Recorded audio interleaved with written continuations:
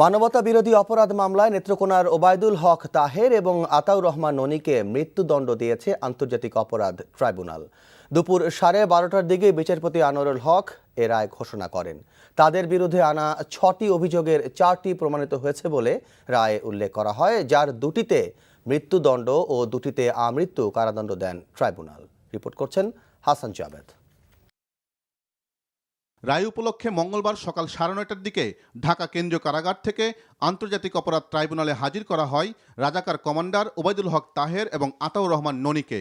সকাল 10:30টায় বিচারপতি আনোয়ারুল হকের নেতৃত্বে 3 সদস্যের ট্রাইব্যুনাল 268 পৃষ্ঠার মূল রায়ের সারসংক্ষেপ পড়া শুরু করেন। তাদের বিরুদ্ধে আনা 6টি অভিযোগের মধ্যে 4টি প্রমাণিত হওয়ায় 2টিতে সর্বোচ্চ শাস্তি মৃত্যুদণ্ড এবং 2টিতে আমৃত্যু কারাদণ্ড দেয় ট্রাইব্যুনাল। চার্জ নাম্বার 1 এবং চার্জ নাম্বার 2 এই দুটিতেও ছিল অ্যাবডাকশন কিলিং। সেই চার্জ দুটিতে আনটিল ডেথ, ন্যাচারাল ডেথ সেই আদেশ প্রদান করেছেন। এবং আর চার্জ নাম্বার 3 এবং 5 সেখানে যে বারবারিক হত্যা করা হয়েছিল নৃশংসভাবে, সেই চার্জ নাম্বার 3 এবং 5-এ আসামিকে মৃত্যুদণ্ড প্রদান করেছেন। ট্রাইব্যুনাল তার রায়ের পর্যবেক্ষণে বলেন, মুক্তিযুদ্ধে 30 লক্ষ শহীদের সংখ্যা নিয়ে বিতর্ক সৃষ্টির কোনো অবকাশ নেই। রায় প্রদান করার মধ্য দিয়েও মাননীয় ট্রাইব্যুনাল সেই বিষয়ে সেই যুক্তি খণ্ডন করে দৃঢ়তার সঙ্গে বলেছেন যে 30 লাখ শহীদ নিয়ে কোনো ধরনের বিতর্কের কোনোই অবকাশ নাই।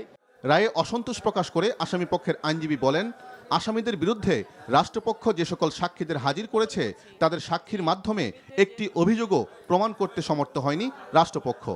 ওনারা সংক্ষুব্ধ হয়েছেন এবং এই রায়ের বিরুদ্ধে ওনারা মহামান্য সুপ্রিম কোর্টে আপিল করবেন এবং এই আপিলে শুনানির মাধ্যমে আমরা আশা করছি যে আমাদের আসামি নির্দোষ খালাস প্রমাণিত হবে।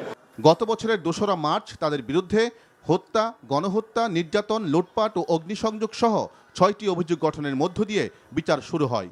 আর চলতি বছরের 10ই জানুয়ারি উভয় পক্ষের যুক্তিতর্ক উপস্থাপনের মধ্য দিয়ে বিচার কাজ শেষ হয়। Hasan Jabed, NTV news, Dhaka.